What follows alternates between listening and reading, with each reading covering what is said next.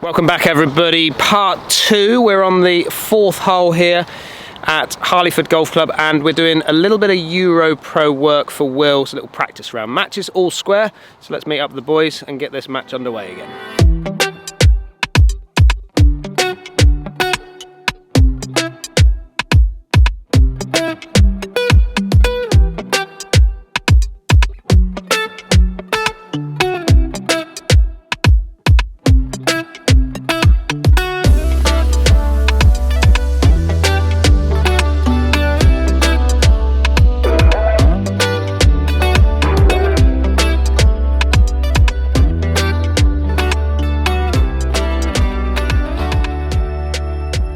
What we got, Neil? What have we got down here?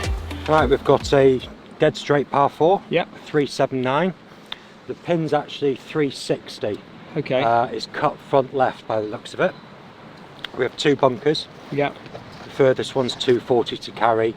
We've got the wind down off the left, so the bunkers don't come into play really. No, okay. I'll be wanting Will to sort of aim at the flag and let it drift to the right.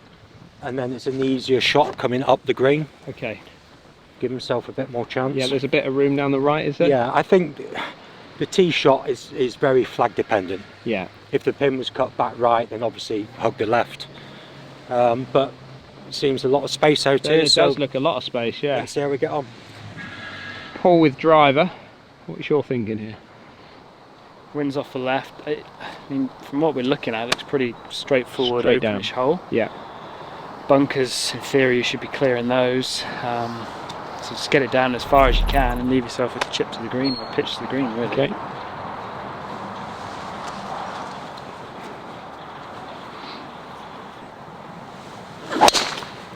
Yes, that's perfect. That's spot on.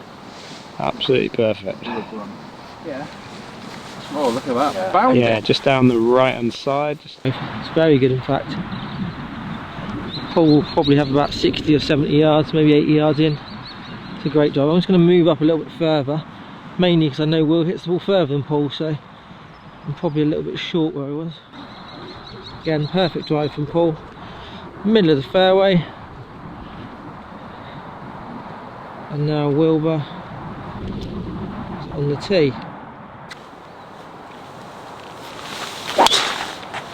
Coming up a little lower than Paul's, but got some proper oomph in it. What's that, Bernie? Bernie moves. Bernie's catching that down nicely. Oh, he's off. Bernie's running after that. That wasn't too far off me. So Will's just found the right hand rough. He's okay. If he went another sort of 4 or 5 yards, he's into this sort of thicker stuff, which would make getting actually any control out of the shot difficult and probably hard to hold the green. So Will's not too bad there. Good drive.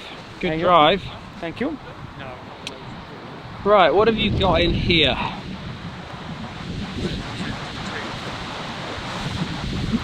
$90 yards. 90 yards. Not much room to work with either, by the looks of it. That pin is right on the It is tucked on the front, isn't it? So I'm going to hit. I'm in between a 58 and a 52. Okay. But I've got playing placing. Yeah, that's fine. But it's kind of, the wind is hard off the left, maybe slightly with, if anything, but I'm just worried at how much it's going to, if I hit 58, how much it's going to move it. Yeah, I think a nice low 52 in there is going to work quite nicely. With enough grab on it though. Yeah. You don't want it kind of skipping forward, do you? I'm going to hit this. What have you got? It's a 58. It's not Okay. a full one. Just to take a bit off, keep it left. It looks like that green does pitch from left to right anyway. Yeah. But leaving yourself a nice uphill putt would be nice.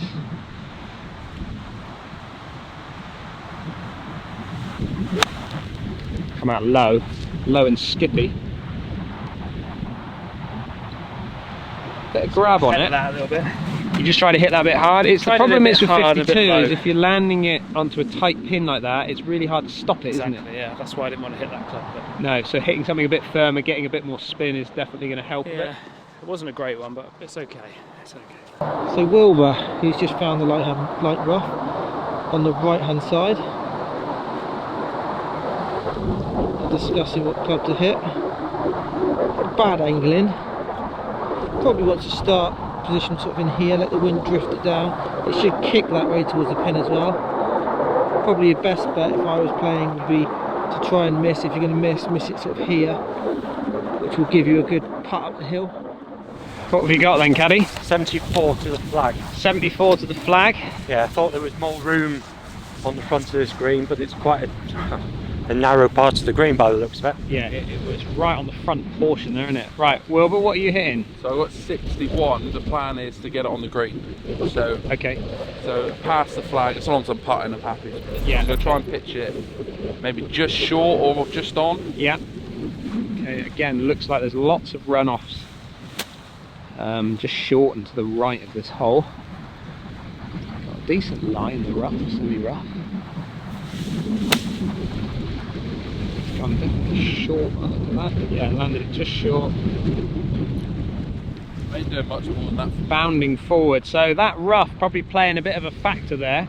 Because he's coming out of here, he's maybe lost a little bit of spin, which has actually helped the ball kick forward, but not a lot of control. Yeah, all my aim was to get it inside like 30 feet. I know it's as long as I pitch it just short or on the green, it's going to bounce through. So that was the plan. The worst thing you can do there is catch a flyer, ping it straight over the flag, and have a delicate chip back. So got another one of these little mowers over here, Wilbur.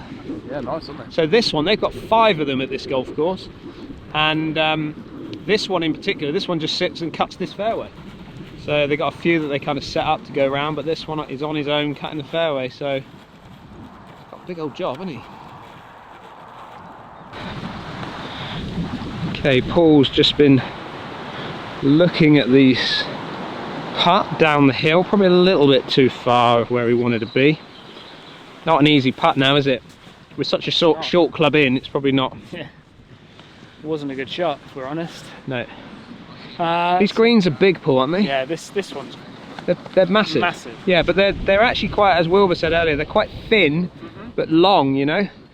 So you've got to be quite accurate with, obviously distance control is very important because you can have some massive putts, but you still need to get quite accurate in your left to right. Yeah, I think it's one of those courses, if they get a bit adventurous with the pins, it can play 4 or 5 shots harder than a pretty medium pin position place. Yeah. So you just got to be aware of that. I think looking at the pin sheets before you go out, you can kind of plot where they're going to be. Yeah, might be a plan, really, I think.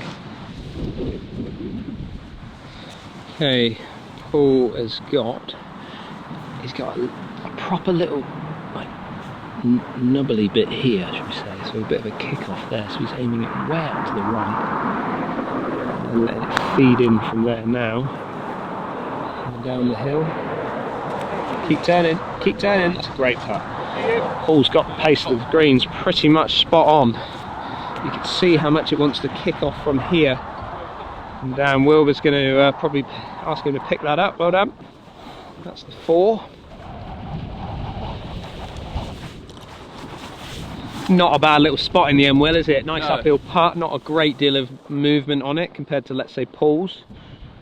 Yeah, it was a good miss in the end, but it was still in a bit of a lack of the gods, depending on the bounce just shy of the green. Yeah, it was, and that's always a difficult thing when you're coming in from so close, especially with a tight pin like this. You've got to be so careful trying to land it on the front of a green or just short of the green. It can get all sorts of kicks and bounces. Wilbur's actually just in a decent spot here. Uphill off his right, just working it in, just a bit more pace. Okay, it's a good putt, Will. It's a good putt. Just haven't got the pace yet. It was a good line if I had the pace. Got to ask you something, because obviously we've got a Bushnell out. You've got the Bushnells out today. Yeah. US PGA Championships going in this week. What's your sort of take on them using the rangefinder products? Well, I think there's no difference to using a rangefinder as the green readers and the maps that they use. Like, they do the same thing. They do the same job. The caddies are that good at getting the exact yardage. It's like having a Bushnell anyway. So having a Bushnell. You're used to having a Bushnell, aren't you? You're someone that's used a rangefinder for a long, long time. So you being able to use one in a tournament like this, is that good for you? Yeah, I think hopefully it speeds up play slightly as well. Yeah. So you're not pacing it out. So if you're like 20 yards away from a mark, so you've got to pace up 20 yards instead of going straight to your ball, getting your Bushnell and you're ready to go. So hopefully it speeds up play a little bit, what's good for the game. 5th hole. 576 yard par 5. Okay. Look at this, dead straight. Look at this. Yeah, look at the trouble that they've got here. Now the big issue we've got here is we've got wind howling off the left. Now if I just come around to this point here, now we've got a big problem because obviously we've got this overhanging tree here and the boys are going to need to shape something that way, because if I come over to the middle of this tee, the pin is down and through there, wind like I said off the left. They've got to hug the left side. That's where they need to be going.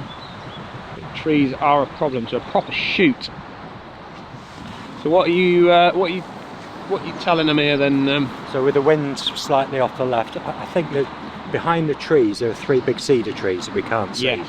So anybody, I'll go over the top of those, I think could get caught up. Yeah. So I've told him just to go off the edge of the trees, let the wind drift into the middle, and go from there. You alright with yours, Paul? Yep. I think there's a lot of trees. I think we'll clear most of them. Yeah, with a decent bit of height. Are you trying to shape this one a bit from right to left, or are you going to let the wind do its thing? I'm going to try and hit it straight, but obviously it should go a bit left to right with the wind. I'm just going to try and hit it high and get it high enough. Try and bomb one for me. Okay. It's a long 5, 7, 6. Yeah, long one. It's going to need 2 good smacks to get there today. Yeah. 2 big hits for Paul.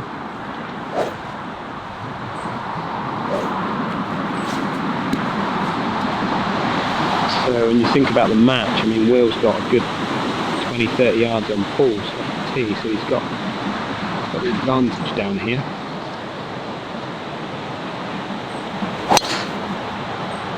Just down the left side, it's hugging the left. Okay. That'll be okay, I think. I think the rough is not up enough to worry you too much down there. Just didn't really come back. No, it turned just over didn't. slightly. Yeah, you've just turned it into the wind, which has just stalled it a fraction. But plenty of height, a lot more height than what you normally get. So Yeah. you got that bit right. Okay, Wilbur. Yeah, but what is right is right, okay. Nothing to count. Room down the right. We'll be looking for a bit of height as well, I would think. Wilbur does like to hit little draws, so, but he is aiming down the left hand side, similar line to Paul's. That's a bomber, Will. That is the one. Bernie's got that one nicely. Bernie's following that. That's a really good shot, that, Will. Thank you. It's still going, yeah. Wilbur's found the right hand side of the fairway. Probably only got a couple hundred yards left, if that. What other types of preparation can you do before coming into an event like this one, Paul? There's a few things you can do. I mean, you can get a gauge for the scoring. From previous tournaments here? So the last 2 years, I did have a quick look. Last 2 years, the cut has been -2 and -3. I think the EuroPro tournament's only been here for 2 years, in 18 and 19. Yeah. So the cut was 2 under and 3 under, and the winning score was 13 under and 15 under for those 2 events. So I think you've got to be looking at, you know, if you want to make the cut, you've got to be looking at 1-2 under per round. Yeah. And then if you're looking to win it, you've got to be looking, you know, 4-5 under a round for the winning score, really. So you can kind of gauge what the course is playing like. So I think, you know, you've got 4 par 5s here from what I looked at, and you've probably got 1 or 2 maybe drivable par 4s, certainly for Will. So, you know, if you kind of turn those par 5s into par 4s and you play those drivable par 4s into par 3s, there's your kind of 5 under score. So that's what you need to be. If you're looking to win this event, if you set that target and make the course maybe a par, what's the par here? Is it 72 or 70? I'm not sure, but if you try and play it 4 or 5 under each round, do it that way, that's probably, you'd be on target to win it. Obviously, the conditions are going to be a factor, so the score could go up or down, but I would say that would probably be the average. I wouldn't think there's a great deal of wind up here, though, normally, would you say? I mean, we are at the highest point, I suppose, around the area. I don't know what height we're at here, but there's plenty of room, isn't there?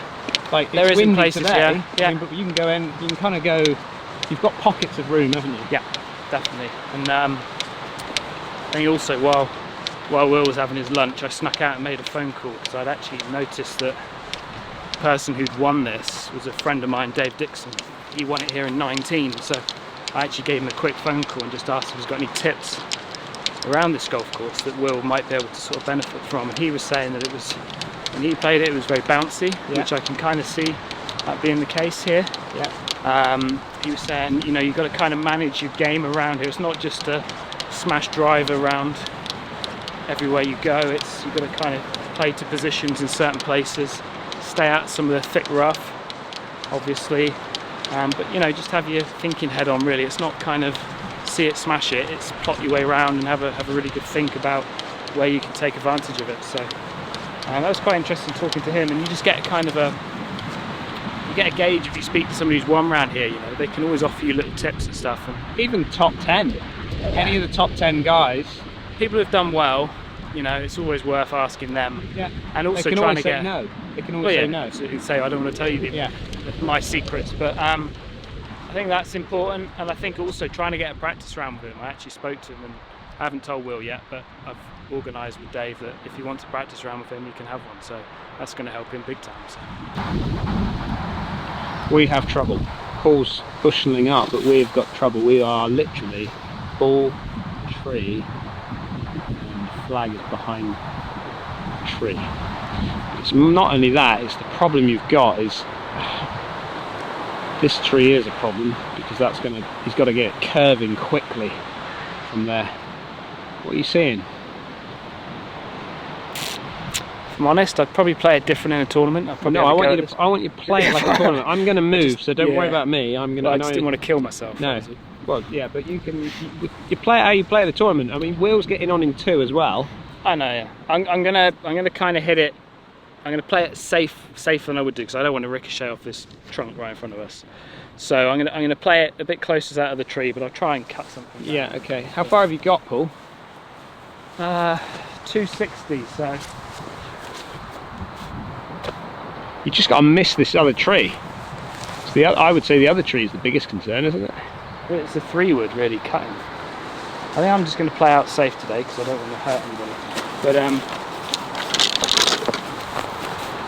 just going to chip it out, and then I'm going to try and force. So you're going down where Wilbur is. Yeah, I'm just going to try and hook one round and get it. Do you not think you could get something bigger onto it that hooks it even more than that, Paul? I mean, you've got loads of wriggle room. Big tree up there. Yeah, you're more concerned about the big tree. I don't want to block myself out. Out down there. Okay, we're going wedge. We're going hooking wedges. Yeah, got the hook. Okay. You talk about that tree. We'll have a little look at that in a minute. There might be a bit of trouble there. Wilbur eyeing it up. What have you got, Wilbur? I've got 210 to the flag. 210? Yeah. I'll just walk down to the pin just to show you where it is. Just notice the pin, where the pin is right in the middle of the very middle of the green. But again, from here, slopes across. You've got the runoff here, a little collar here of rough before again it falls off, leaving a tricky shot. And that's what the green looks like from this angle. So it's 180 to carry the trap, obviously slightly downhill, downwind, so I'm at 210 flag, so I'm hitting 7-iron. Okay, so you just got to get it over, you got to get it over that 185 mark, hasn't he? Yeah. Do you think, Neil, he just needs to make sure he gets over that trap from there? How far does the 7 go? With this wind, it should carry it comfortably, but normally about 177. Right. 180. Again, wind off his left and down, so he's just aiming up the left-hand side. Just let the wind do its thing for it. Just carry the ball. Just come out a little low. Again, look, there you go, perfect. Just carried the trap, got himself into a good spot there, feeding down towards the hole. Just keep going. That's a great golf shot, Wilbur. Is that pretty much how you wanted to do it? I caught it slightly clean. Did you? If anything, yeah, but the intention of the shot was correct. So, like the line and everything, I knew it cambered from left to right, the whole hole. So that was the plan, just left. Sees everything feeds as well. Yeah, it does. Yeah, feeds, it all feeds down. Like my tee shot's pitched like left side of the fairway, and I finished down the right. Yeah, so it's just but not a massive amount of trouble down the right, was there? No, So there's a bit of thickness over there. but we're never going to get them into the tournament because we're playing down a 30-mile-an-hour wind. Yeah, so we're not going to see that wind. no, so if there's no wind, I'm 20 yards further back, so I'm never going to get to that trouble. No. There's a golf ball in there, and a little logo on the side. There's a pole, and there's a tree that he was trying to avoid, so we've got ourselves into a little bit of pickle here. All that running down into some thick rough, and now we have a few tree issues coming out of some thick rough. So what are you thinking now, sir? How far have you got for a start? 127. Okay. It's one of those where it could, never really sure how it's going to come out here. It could come out quite hot, it could come out completely dead. Yeah. So I'm going to go for it coming out hot. Let's see. Going high. I'm going to have to go over it, yeah. I just think it might have enough. Give this a smash. We've got 52. 52 degree wedge, up and over. Hit it hard, there you go. Get it over that trap now. Pretty dead. Go, Dead. go. Yeah, come out cold, didn't it? Didn't come out at all well. So this to me is a prime example where speed of play is going to help the players using a Bushnell, any Bushnell, a rangefinder, isn't it? Oh, yeah. Because you're off the beaten track, so there'll be a marker out on the fairway there which the book will refer to. Yeah. But when you come off the beaten track, and we've had this in tournaments where I've had to run off to go and get a yardage. Well, if I just get the rangefinder out and zap from here, I've got it. I don't need to worry too much about having to go out to the fairway to look at it. This is definitely going to help, isn't it? Oh yeah, definitely. It just takes time to go to a spot and then work it out, and especially if you go way offline, if you go off onto another fairway or something, it then does slow things down hugely because you've got to work out the angles. But it does. I mean, we've been behind in tournaments. We've been behind players that have had to go and do that, and you're waiting, aren't you?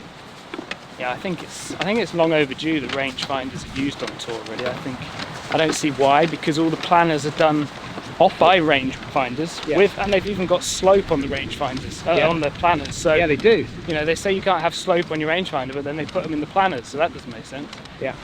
So I just think, I mean, obviously it gives the caddies a job. I get that, but yeah, but the caddies have much more than just getting a yardage. Yeah, I agree. There's no reason why they can't use them. So I just think, I think times need to move on, and I think they do need to be used. It's just going to quicken up play, if anything. Yeah. Cracking golf shot by Wilbur in there. Really, really impressive. Just working with the contours, working it in. Hole just skipped past this trap. Now got a bit of green to work with. He's probably learnt a little bit off Wilbur's shot coming in, because it does work in off his left-hand side. I'm just going to take you over around here and look at what Neil's up to. Neil's getting some pacing. He's got his yardage book out and he's just marking out where the spots are around the greens. Just giving himself a few extra notes for when the tournament starts. Need to hold it. 58 or 52? 52 degrees. Around it, just on the downslope, let it release out a bit left to right. Downwind as well. Not sure if you heard that, but landing on the downslope, let it release out towards the hole. Yeah, it hit his spot, I think. Yeah, pretty good. Left himself an uphill putt, but look how much that's moved. Moved a lot in the end, didn't it? Yeah, way more than I thought. Okay, another really good hole for the guys to have a think about when they're doing their practice rounds of all the runoffs, the bunkers, having practice shots around these greens, because this is coming into a par 5. You're gonna miss greens. You're gonna get it sort of around the green and then leave yourself some chips. So having little practice sessions around the greens, which again you'll see that a lot just before the tournament starts with players. This is a bit of a outside opportunity really for Paul to get half, because Wilbur's in there close. Wilbur's got an eagle putt. Paul needs this for his 5. Wind off his left, as you can see that flag moving quite a bit. He's got that line pretty straight on this.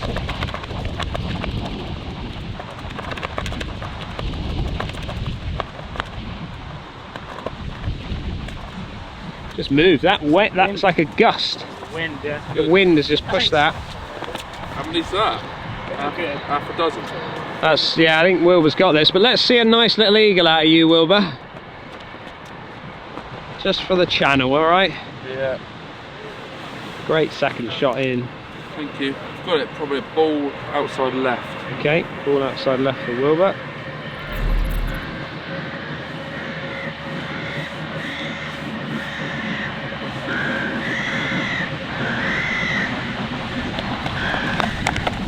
Pushed it. Yeah, it did. It just started it a little straight, Wilbur. Yeah, just pushed it ever so slightly. Yeah, well, Paul gave you that for your birdie anyway, so good birdie. Like we've talked about before, but you should be, you know, situations like that, you should be lapping these par fives up, shouldn't you? Yeah, just give yourself good chances. Just getting the drive away. Once you get a good drive away, Yeah.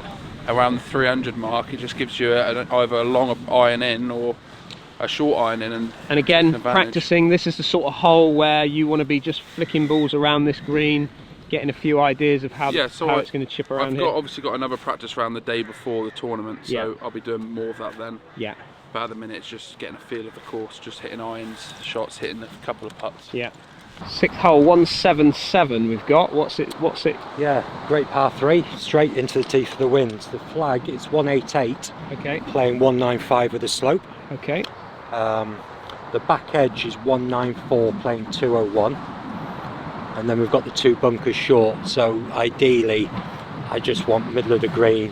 I'd rather it was big than short. So have you made a note of the slope on there? I have. And I know you will It's probably already, get, yeah, already yeah. 7 yards. Yeah, so Because I'll be you using don't my, know, yeah, I don't won't be using know. the slope in the tournament. I don't know if obviously. you'll be allowed to use it. I think you'll be able to use the actual rangefinder itself. not the I'm slope. not sure about the slope, so having a good gauge on that. It'll be in the book. If you get a book, it'll be in there. Yeah. But what have you got, Will? I've got 4 iron, but I'm tinkering between that and 3 iron because of the gut. There's a lot of wind there. A lot of wind. A lot of wind. 210 at least. Yeah, I'm going to go with 4 iron, but I'm going to hit it a little lower. Okay. More of a penetrating ball flight, probably at the buggy and try and turn one. Okay. That is really gusting now, isn't it? This ain't getting it. In this gust now, that's Mate, not. I don't think that's I'd rather you were 20 yards over the back than 10 yards short. No, yeah. Because those bunkers you are not getting out of. Yeah, I'm hitting it. The wind's died just a fraction for us now, but that gust. Bit 4 iron, Wilbur. No, we're changing.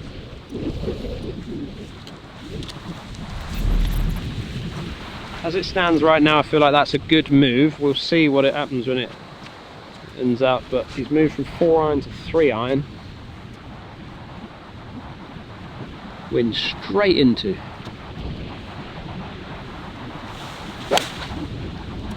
Just leaking it out to the right hand side, just squeezed it a little bit from there.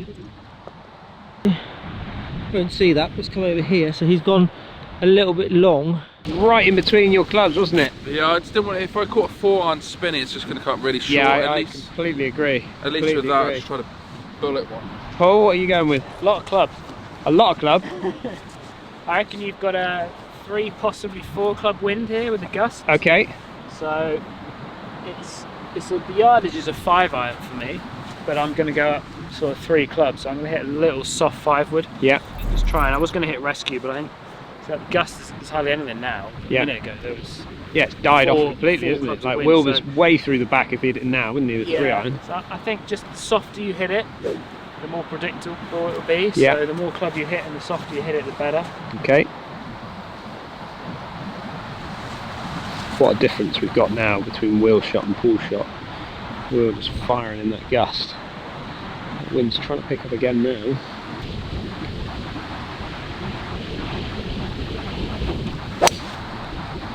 That's a great shot. Hold there. That's right on line. Started it just on the right edge. Just through the back, I think we got that. Good club Sometimes though. if you Great hit hit. Yeah, sometimes if you hit it too soft, you take all the spin off and it just And goes just through it like it's knuckles not through, there, doesn't yeah. it? Absolutely. Probably the better miss than where Will's missed it. But again, you'll notice where Paul is, it's going to slope from sort of left down to the right. He's downhill. He's probably got 4 or 5 paces before he gets onto the green. As we walk down, you notice Paul's ball is above the level of the pin. Wilbur is over the other side. I will walk over and show you Wilbur as well. So Wilbur's faced with this sort of shot. Probably if I get down to the level of the ground, you'll notice that it is obviously pitched from back to front of the green. Pretty good lie, slightly uphill. Should be able to pitch it near the pin, but again it's gonna kick right to left down there, definitely. Dangerous par 3s, aren't they, really? Yeah, it was tough. In no wind, I think it's like just like a 6-iron or maybe a 5-iron up the hill, so it's not as bad, but I was putting 3-iron into the hole. So you've left yourself a right pickle here, haven't you, really? I don't mind the shot too much. Are you okay? Are you happy from here? I mean, you've got to go... Slope. So I'm going to pop it high in the air, just pitch it on, it should feed round to the left. Yeah, I mean, for a lot of players, this would scare them a little bit, Will, wouldn't it? Yeah, I'd say so, yeah. Because you've got not a lot of green to work with, you've got a down slope in front of you, you've got to make sure you commit to the shot and throw it all the way. Yeah. So going most lofted clubs, so sort of 61 degree.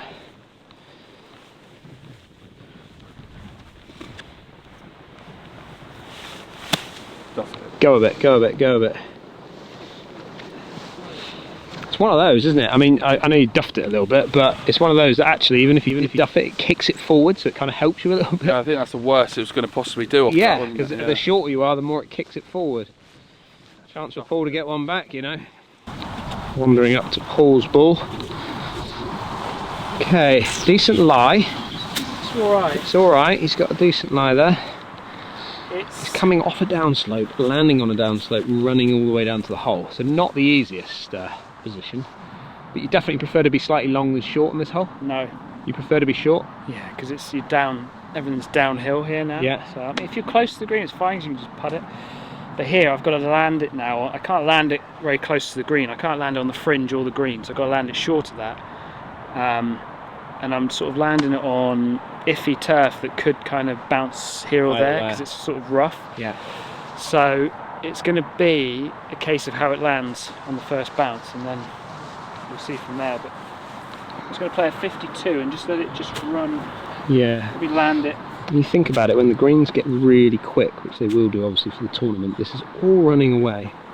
So he's got a bit of help today, but in the tournament day he would really struggle. Oh, caught the edge, keep him watching it, look at Paul watching that, watching it all the time. Quick. Very quick. I was just saying before you hit there, like obviously in tournament time, that's going to be even quicker, isn't it? Probably. It depends on how much growth they get between now and then and how dry it is, but that certainly, first bounce was harder than I thought, and it just kept going. Right, Wilbur. Big swinger. Big swinger for Wilbur, saying. Yeah, I've got it about a foot off the right. Just out of curiosity, would you now be thinking that actually being long on this hole is It's dead. Yeah, long's dead. Long's a big X for me. I've had a look at the bunkers, they're not as bad as I thought they were going to be, so even bunkers I'd prefer to be in them, I think. So again, you're just taking something away from this this round. Definitely, yeah. Where we thought bit long was all right, no chance. No chance, really. no. You get a quick green like we will do in the tournament. The green slopes from left to right, so even if you miss it, hit the bunkers out of play, short right, that's okay.